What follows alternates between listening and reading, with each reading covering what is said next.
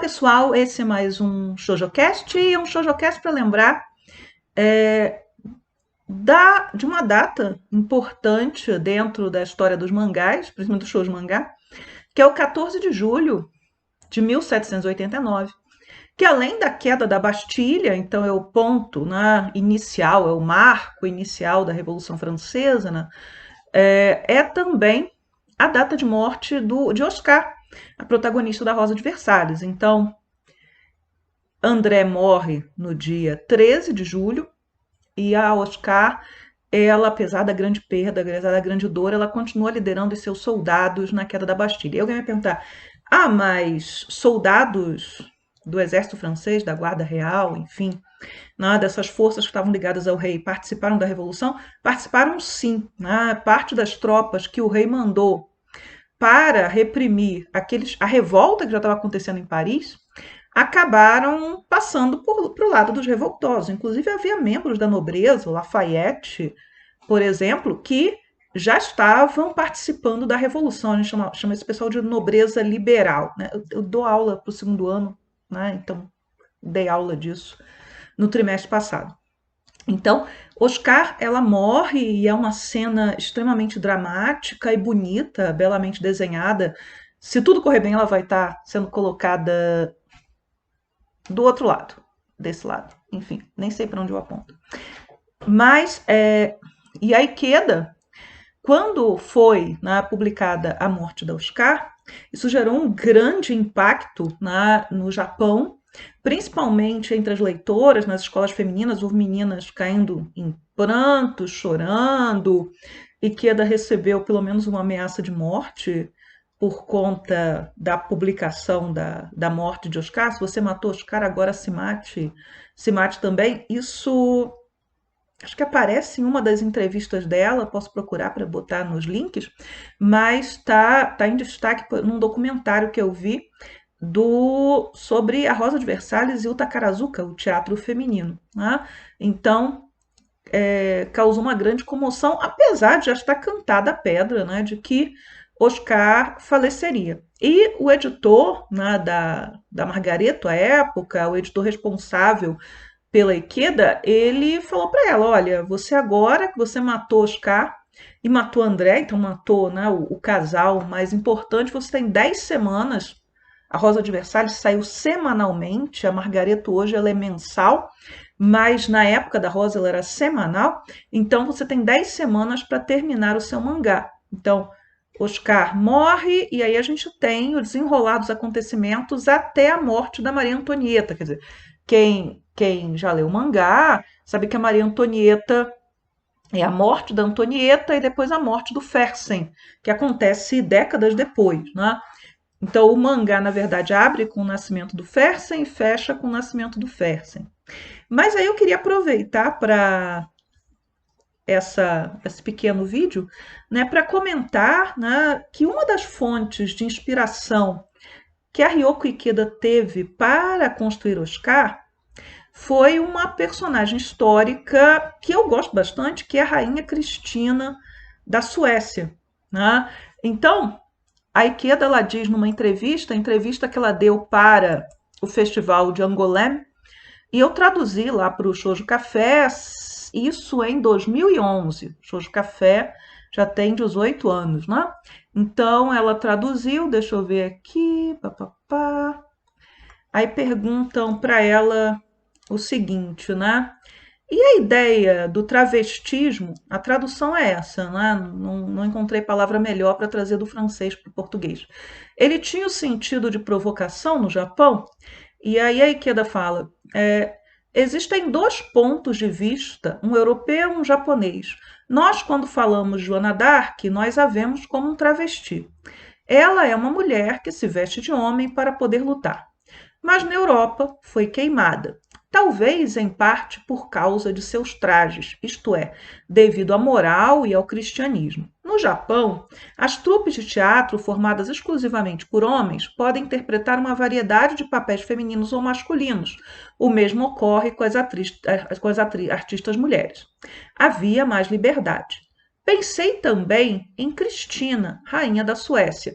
Quando seu pai morreu, quando leram seu testamento, viram que ele desejava que sua filha fosse educada como um menino. Enfim, o personagem Oscar deveria ter sido um homem. Isso a Ikeda realmente falou e ela explica aqui, explica em outras entrevistas. Eu queria mostrar um capitão das tropas reais que, em 14 de julho, mudou de lado e defendeu o povo. Mas eu tinha apenas 26 anos, eu realmente não conseguiria jamais imaginar a cena. Então eu comecei a desenhar uma mulher. A Ikeda, ela em outras entrevistas diz que ela não tinha experiência nenhuma com homens, né? A educação naquele momento ela era um tanto segregada, a educação que ela teve lá atrás, porque ela frequentou a universidade, né? Então era um tanto segregada, havia muitas escolas para meninos e escolas para meninas, e ela não tinha, né, conhecimentos mais profundos de como seria a psique masculina. Se Quedas tivesse tentado fazer Oscar um homem, conforme ela diz nessas entrevistas, talvez ela tivesse ajudado a criar o BL, né? Coisa que ela não participa desse processo, né? Então, mas a Cristina da Suécia, e eu tenho uma biografia da Rainha Cristina, devia estar com ela na mão para mostrar agora, mas eu coloco uma imagem da capa do livro, acho que esse livro não é mais vendido, já está esgotado, em que a autora da biografia, isso está em outros lugares também, ela vai contar o nascimento da Cristina e como o nascimento da Cristina é muito similar ao que a Ikeda coloca no mangá do nascimento do Oscar. Então, a Rainha Cristina da Suécia, ela era filha do Gustavo Adolfo II, que era o rei mais protestante, mais importante na sua época. Ele era casado, né? Casou por amor com uma princesa alemã. Tem um rolo do casamento deles, não vou comentar, mas eles não conseguiam ter filhos, né? Então nasceram várias crianças, essas crianças ou nasciam mortas ou morriam, enfim. Isso, inclusive, abalou muito a saúde mental da mãe da Cristina, né? E aí o Gustavo Adolfo estava ali participando ativamente da Guerra dos 30 Anos, uma guerra que arrastou praticamente toda a Europa e foi a guerra mais sanguinária dentro da Europa antes da Primeira Guerra. E ele estava doente, achavam que ele ia morrer, né, que tinha sido ferido, estava doente, e tinham medo, né, que se a rainha não tivesse um menino, ela poderia ele poderia acabar apressando a morte dele, o que seria uma tragédia, quem seria o herdeiro, poderia ter guerra. Então. E aí a Cristina nasce no dia, se não me engano, 18 de dezembro, assim, altíssimo inverno, pensem aí, Suécia, e ela nasce e ela chora muito alto. E estava muito escuro, e acho que todo mundo estava querendo que fosse um menino, ou talvez, isso é uma teoria que existe, a Cristina talvez pudesse ter uma genitália confusa, então ser intersexo, ainda que ela tivesse órgãos femininos internos, a saúde de um rei, de uma rainha, era muito controlada de perto, então ela menstruou, ela teve todos esses processos femininos, né, associados ao feminino, mas talvez ela tivesse uma genitália confusa. O fato, né, é que deram a notícia para o rei, né, de que tinha nascido finalmente o herdeiro. E ele não mostraram o bebê para ele, né, isso à noite, e a criança chorava muito alto, e era uma criança, né, de muita presença, e aí no outro dia levam a criança nua para o rei ver, e falam, foi um engano, me desculpe, e o Gustavo Adolfo, ao invés de ficar frustrado, ele teria dado uma grande gargalhada e falado, ela é mais esperta que todos nós, ela nos enganou a todos, ela chorou como se fosse um menino. E ele determina, né, e ele não vai ver a filha crescer, né, mas ainda fica vivo uns anos, ele determina que ela fosse educada como um príncipe. E a Cristina vai ser uma rainha extremamente culta para sua época, ciosa do seu poder, uma rainha absolutista, que gostava de se vestir com trajes masculinos, sabia lutar, sabia montar como homem, não montar cavalo, uma mulher deveria saber montar, uma mulher da nobreza, né?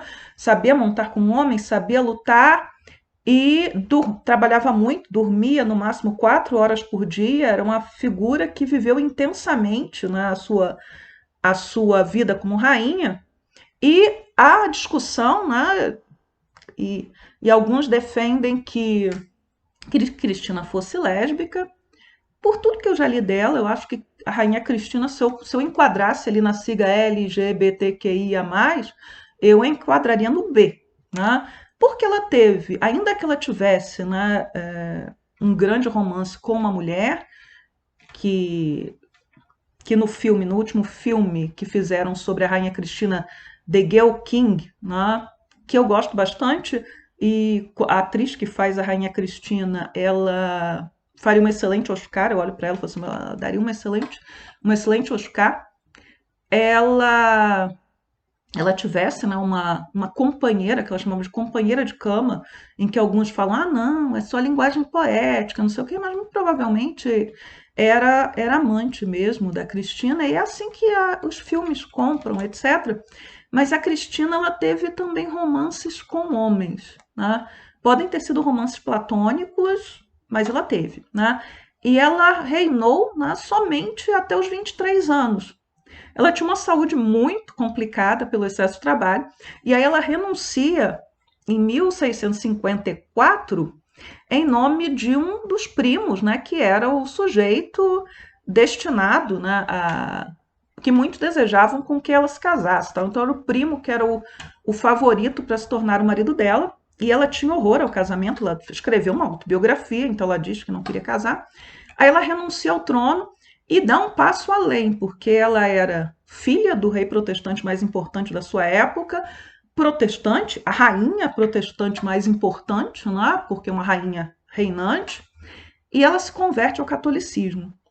E ela vai para Roma, né? E ela vai morar lá em Roma, e o Papa, né? Só que assim, era uma grande propaganda naquele momento que uma rainha protestante como a Cristina se convertesse ao catolicismo. Só que a Cristina era incontrolável, então é, ela está lá, mas ela está fazendo sempre coisas que não necessariamente se enquadravam naquilo que se esperava de uma boa rainha católica ou de uma boa mulher católica. Então, isso no filme que fizeram com a Greta Garbo, né? O filme da Greta Garbo, a Cristina acaba se abdicando, se tornando católica, porque ela se apaixona por um cardeal. Ela tinha realmente um amigo cardeal que foi o guia espiritual, né, o sujeito que a orientou nessa transição do luteranismo para o catolicismo, mas que chega um momento em que o Papa da época proíbe o sujeito de visitá-la na sua casa. Eles trocam cartas, mas ele fica proibido de botar os pés no castelo da Cristina, porque, enfim, as pessoas falavam. Então, assim, a Cristina, a rainha Cristina, ela é, acho que o principal molde para Oscar, mas Oscar nunca foi tão rebelde quanto ela.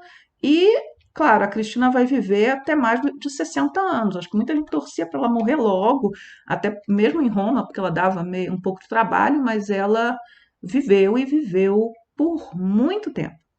Então, acho que é isso, né?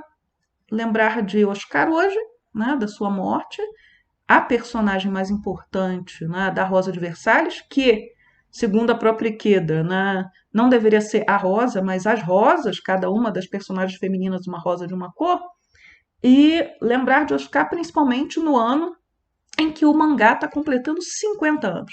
Então, a Rosa de Versalhes, 50 anos de publicação, né, do primeiro capítulo desse mangá, que revolucionou o show de mangá, que é um marco até hoje e que tem uma influência enorme na cultura pop japonesa, mangá, anime, música, moda, enfim, né? E Oscar como aí o símbolo máximo dessa perfeição, né? Daquilo que é chamado de garota príncipe. Prometo fazer um vídeo sobre a garota príncipe, que é um conceito da.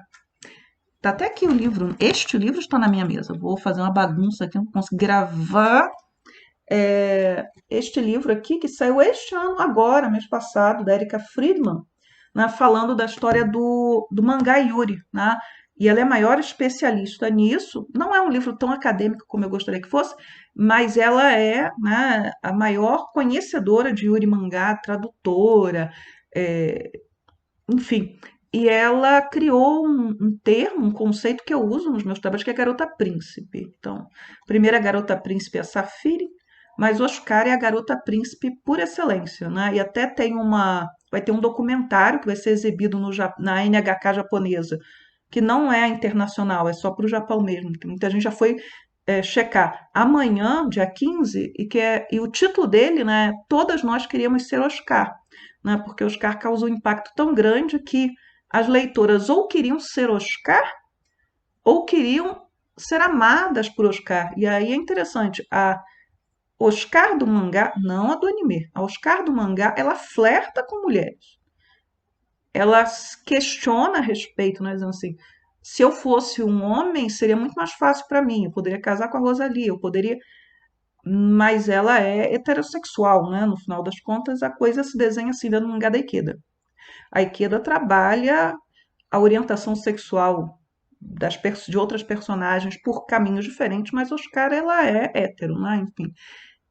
Mas até a forma como Oscar muitas vezes se comporta, flertando com outras mulheres para provocar o pai, para afrontar a sociedade, o que quer que seja, lembra muito a Rainha Cristina também, principalmente nas suas representações fílmicas. E aí eu até me questiono se este último filme que eu citei, o The Girl King, ele não teria também dado uma olhada na Rosa de Versalhes, porque tem um momento que a Cristina usa uma roupa que me parece exatamente é, aquelas roupas que Oscar usava, que eram absolutamente anacrônicas, mas a roupa lembra muito uma roupa usada por Oscar.